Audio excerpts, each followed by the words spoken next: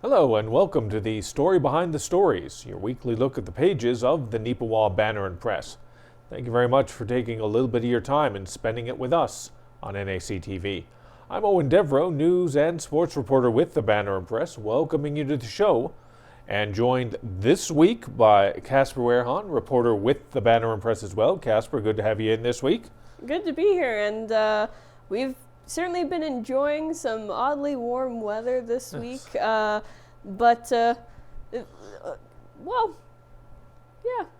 it's been kind of feeling like the inside of a cabin. And again, we got the Christmassy feel here in the studio for the Christmas editions of The Story Behind the Story, and I'm sure for many other great programs right here on NAC TV, even though it hasn't felt so Christmassy out there because of the milder temperatures this year. Although I will say, Casper, even though the temperatures are milder, the flu and whatnot going around has been normal, because that's a little bit of an underlying story to the story of the Banner Press this week. Everybody's got flu, or everybody's got little other things on the go right now. It's been, for times, it's been a bit of a ghost town in the Banner office, hasn't it? Absolutely, yes. I'm sure you've experienced it more so on your end than me as opposed to anything, because I have been one of the people that's been in and out of the office as of late. But no, definitely. We're smaller staff already than what we've been used to in previous years. Yeah.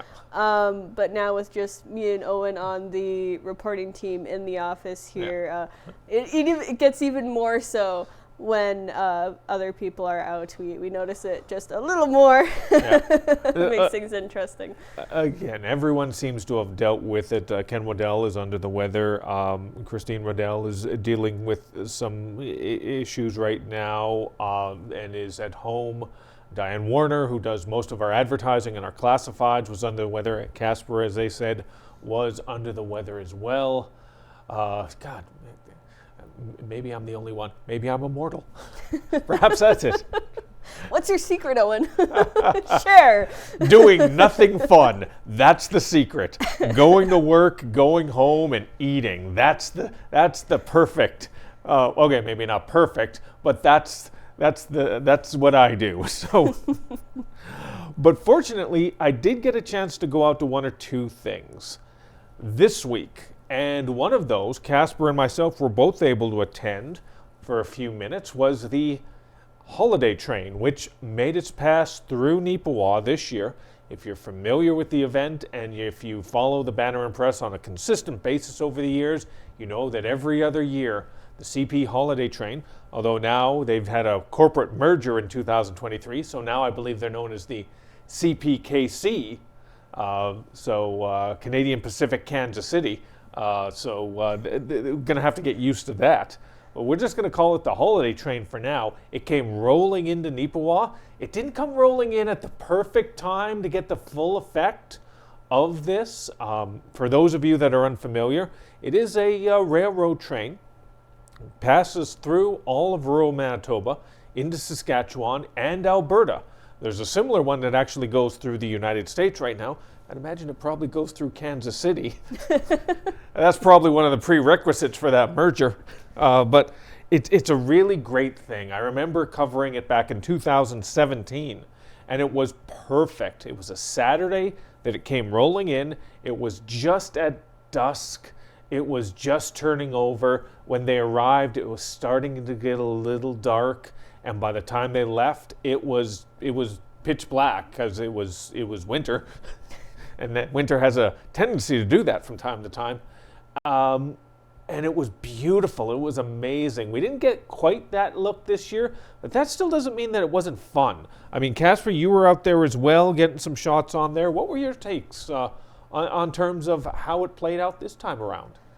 It was good. As you said, of course, just with the timing, since it does visit so many different communities. We were just scheduled this year a little earlier than we have been in past years, so we didn't quite get the full effect of the lights, but it was still a great time out there. There was a really good crowd, actually, especially for it being a early Monday afternoon.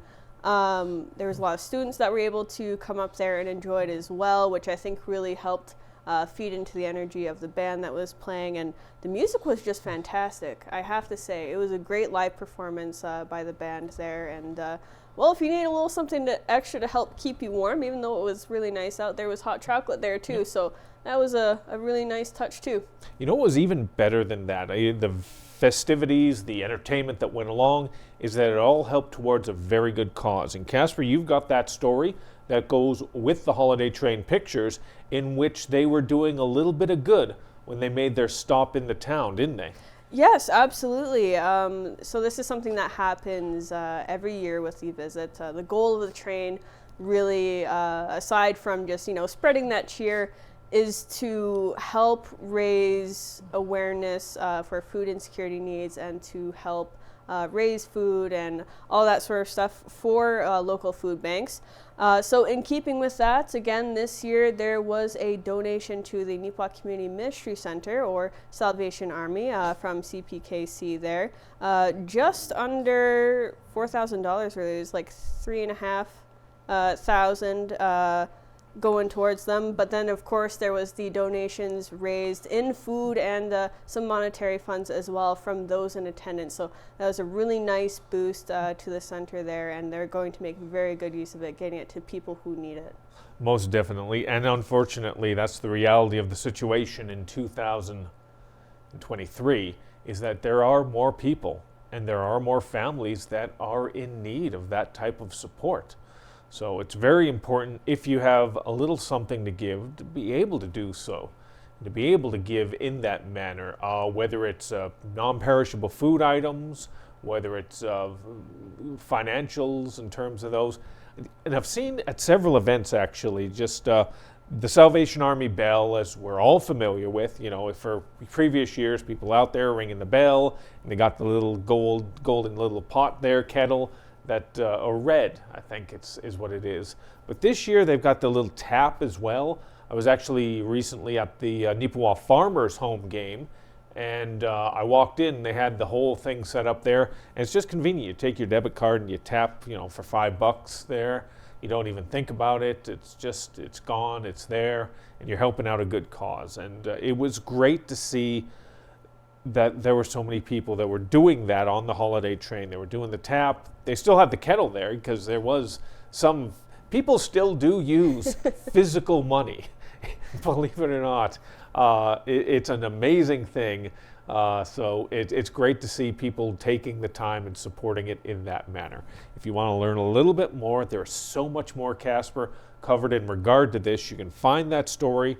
The pictures, of course, as we said, on page 1, but you can find the story, if I remember correctly, it is on page 9, one of our color pages in this week's edition of the Neepawa Banner Press. You can see a few more pictures of the Holiday Train, as well as learn all the details on that story.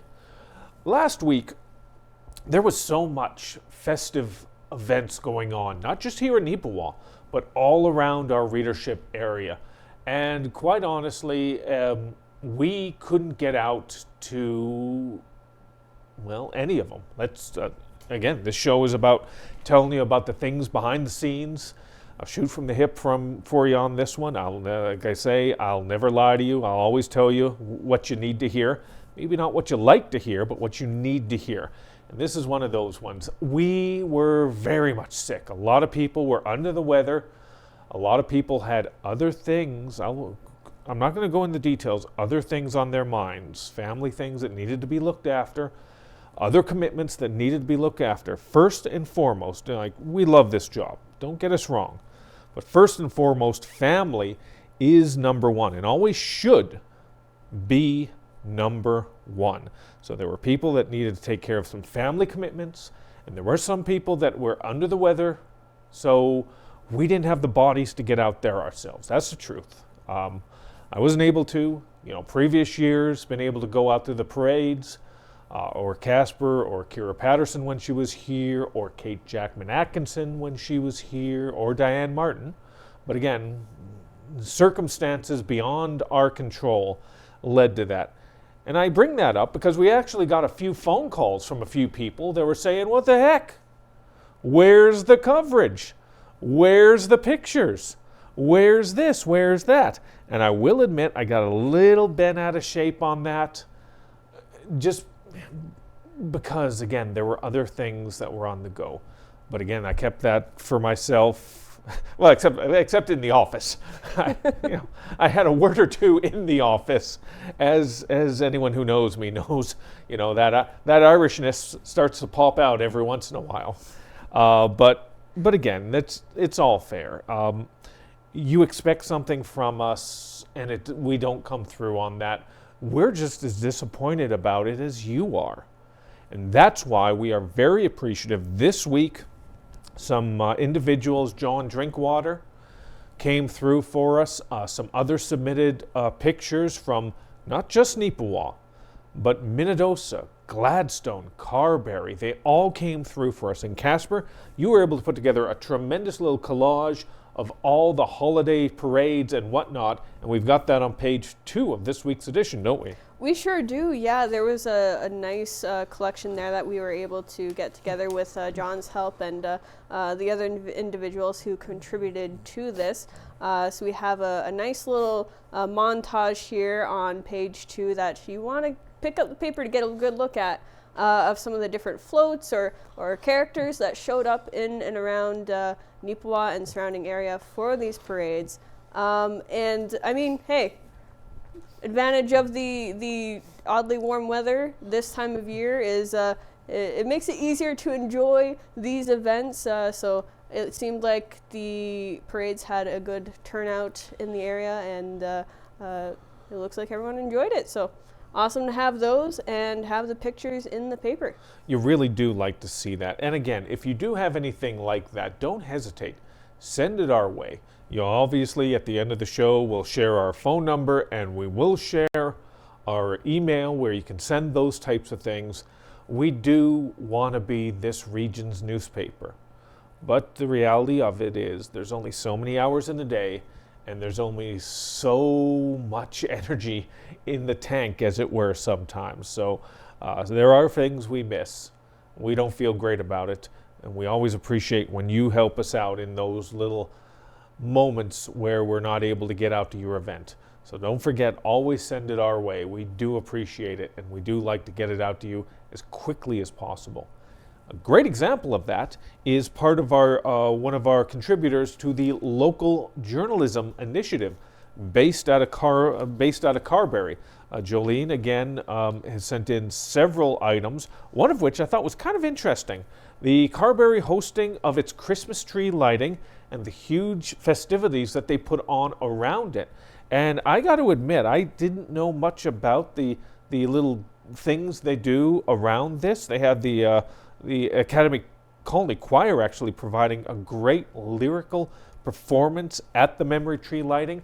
They really turned it into something that was special. So Jolene was able to write something up on that and send that information to us that she shared it with us so we can share it with you. So if you want to find that, you can find it on page 10 of this week's edition. And it's great to see all these outlying communities that maybe we weren't able to get to physically each and every week, sharing this type of stuff with us. I'm going to do a little pitch here right now. So if you live in Gladstone, if you live in Minnedosa, if you live in St. Rose, anywhere within our readership area, these are the types of things we love. And we'd love to share. So send them our way. And Jolene, I thought, did a great job of this. She also has a story in there about minor hockey, some fantastic minor hockey festivities that are going on in Carberry. So that's if you're interested in sports, if you're interested in minor hockey, that's another little thing that you can check out in this week's paper. So, and we were just talking about that as well. It's nice to see smaller communities, see the merits of holding events like this and making it a family-oriented special evening for everyone in their own community like that. That's the good thing about small towns, isn't it? Yeah, no, absolutely. It definitely helps with events like these, just building upon that sense of community. And with an event like this, I know there's something extra special to it because the memory tree lighting, of course, is in memory of, people that have been lost in the community. I know one that was mentioned by name in the story, of course, was Foko Burman. Foko was a very big member, well known in the community, which Jolene does talk a bit about there. So, I don't know, I think just it sort of maybe, in my estimation, probably brings a bit more sense of community comfort or something like that. Just something for the families to get a little bit out of in their own way, I suppose. No, that's very well said. Once again, you can find that on page 9 of this week. No, page 10 of this week's edition of the Banner Press. Now, if you skip over to page 11, you're going to see something else. It is an installation of something else, but it's not a Christmas tree. It's, although it could be, maybe if next year, once we've got it all set, we'll wrap some lights around it. It'll look very festive. But for now, as standing alone, it looks interesting enough. It's a pair of viewing towers inside the town of Neepawa. We've discussed this in previous editions of the Neepawa Banner Press, and right here on the Story Behind the Stories, they've set up 2 about 30-foot tall viewing towers, one at the High Life Foods Back 40 Trail Park. You just sort of go up the stairs and you can see a tremendous view of the entirety of the trail park and the distance there. And you've also got one over at Rotary Park over by Park Lake. Now, once they actually start filling up Park Lake, they've done the repairs to it.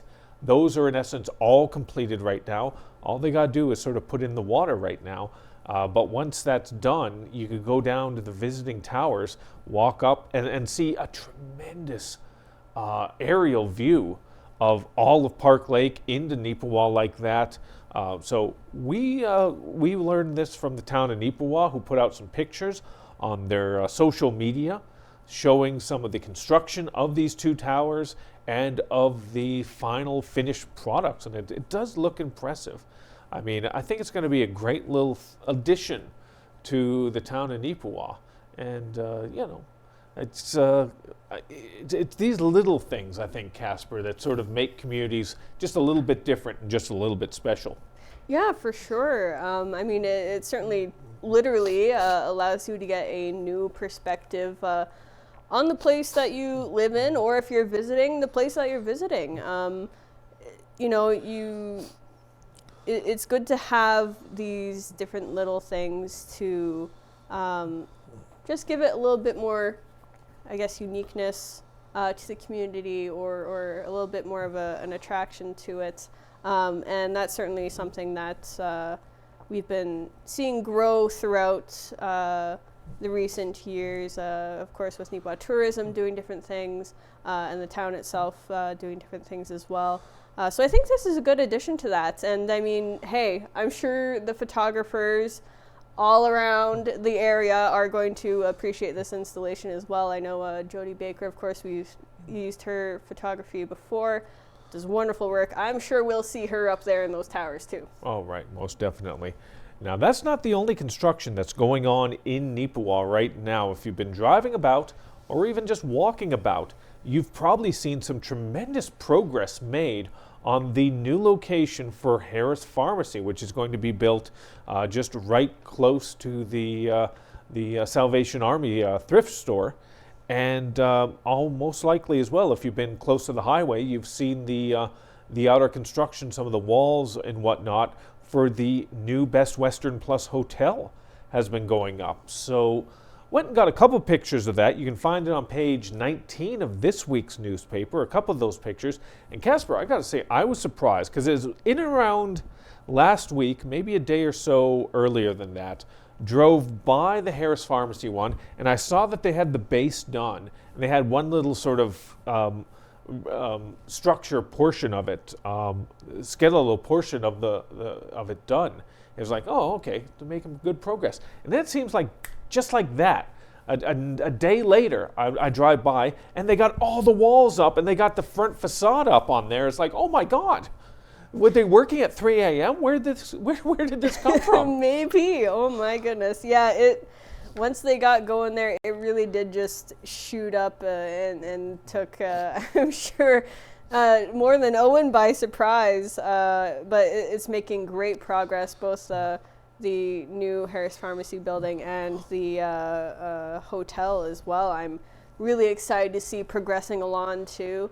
And I guess coming off of that a little bit, I actually had a photo sent to me earlier today from Colin McNerney of the Men's Shed. I guess he was out up near the hospital site, and he sent me a nice little photo from, I think, yesterday afternoon or evening of how that's progressing as well. And yeah, it's all coming along well in Neepawa.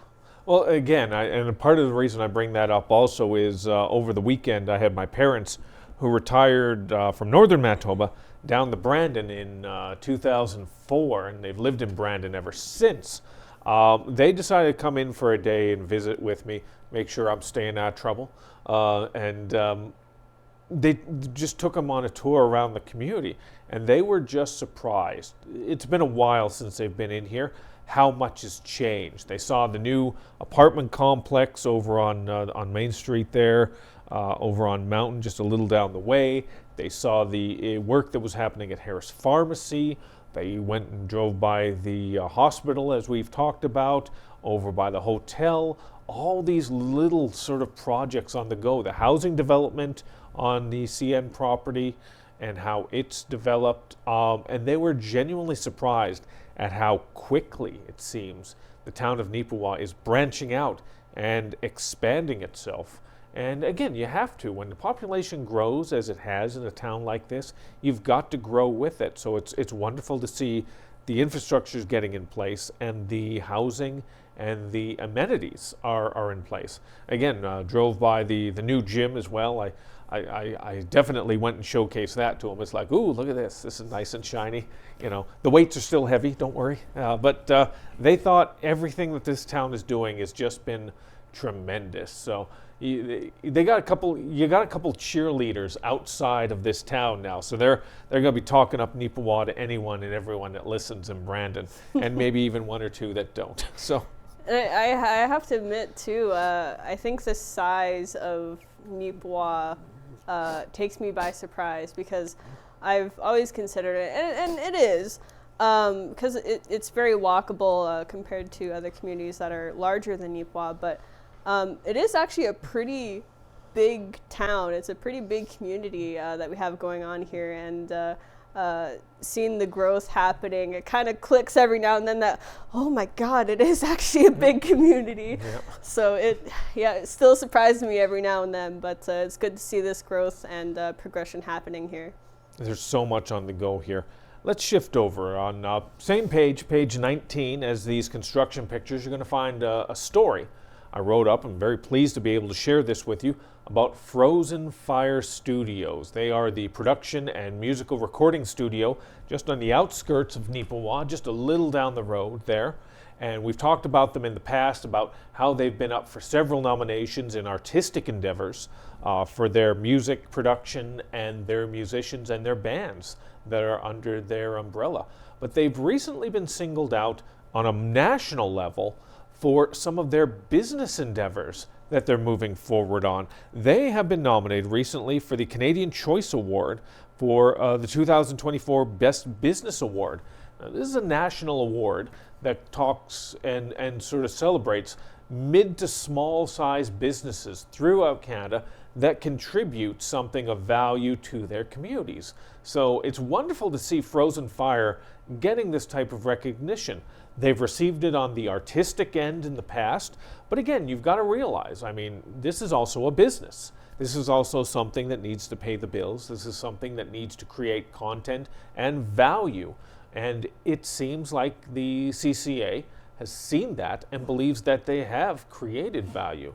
I had an opportunity to speak with Jeff Descender, the owner and operator of Frozen Fire, and he shared some details with me on it and what it meant to him, and how this one felt even a little more special than some of the artistic awards. Because from a business side, from an artistic side, it can be the band, it can be the musician, it can be the soundboard operator, the engineers, those smaller circle of people that deserve the accolades. But when it comes to a business, there's so many other people that are a part of that aspect of it. There's people that have nothing to do with the music that make that business go. So that's what he liked, the fact that this is something that everyone can be a part of.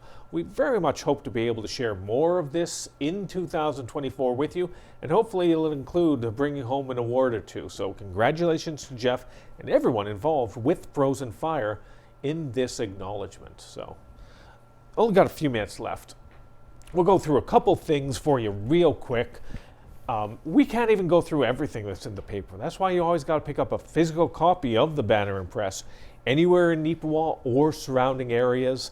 Even into Brandon, we've got physical copies all over in the city of Brandon. And if you can't do that, you can always find us online at mywestman.ca. We go live every Friday morning at 9 a.m. Central Time on the website, and you can see the digital version of our physical copy right there. The internet is a magical thing. It sure is. Yeah, it definitely allows people from a wider range of areas to access the paper, which is great. I know we've had some people from provinces like on opposite coasts taking a look at the paper, which is always pretty neat. Yeah. And again, same with NAC TV. You get people from all over Canada that are watching NAC TV. A big part of that is also the Neepawa Titans. They're tuning in to watch their children or their grandchildren, perhaps, to play for the Neepawa Titans.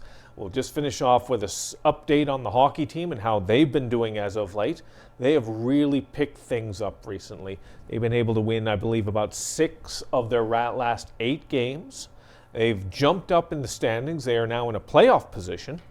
And their recent wins include a victory over the Winnipeg Freeze, in which Neepawa's own Cooper Casper had a huge game. Got 3 goals and an assist. He has already matched his point production in all of last season. In about 25 games, he's already been able to match what he had in all of the 55 or 56 games last year. So it's great to see not only our local team, but some of our local players really contributing in that way. You won't find it in this week's edition, just before our publication deadline. They played a game against the Wehrhahn Wolverines, and they were able to win that game as well. So they have a winning record right now. This is sort of the latest in the season they've had a winning record in about a decade. So there's a lot of excitement going on at the Yellowhead Arena and for the Neepawa Titans. If you can go down there and check out a game, always, they love when you're able to get down there and see a game live. If you're not able to, usually on tape delay, you are able to see those games right here on NAC TV. So check your local listings for the schedule and the game times for the Neepawa Titans. And that pretty much wraps it up. There's more we could have talked about. Ken Waddell's editorial on the CBC. We got a letter this week, a huge letter. It's actually going to be split into 3 different parts this week, next week, and the week after. So we always appreciate those contributions. Casper is, of course, looking back, as always, each and every week in there on page 3. There's more that I could talk about, but that's why you need to pick up a copy of the paper. Isn't that right, Casper? Absolutely. We're doing the hard sell now. Oh, 100%. There's a lot more that we can't cover in here, and we try to cover as much as we can every week. So definitely be sure to pick up a hard copy of the paper if you are able. That's right. And if you have any story suggestions or anything like that for us, we do appreciate that, even when we're sick, even when we're not able to get out there to it.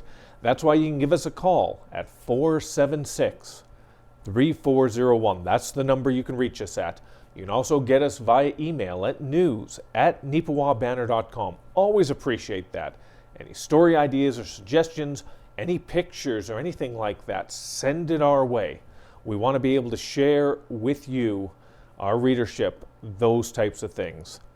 So that pretty much wraps it up for us for this week's edition of The Story Behind the Stories. Once again, thank you very much for taking a little bit of your time, spending it here with us on NAC TV. Hope you're getting into the festive holiday season. Have yourself another fantastic week.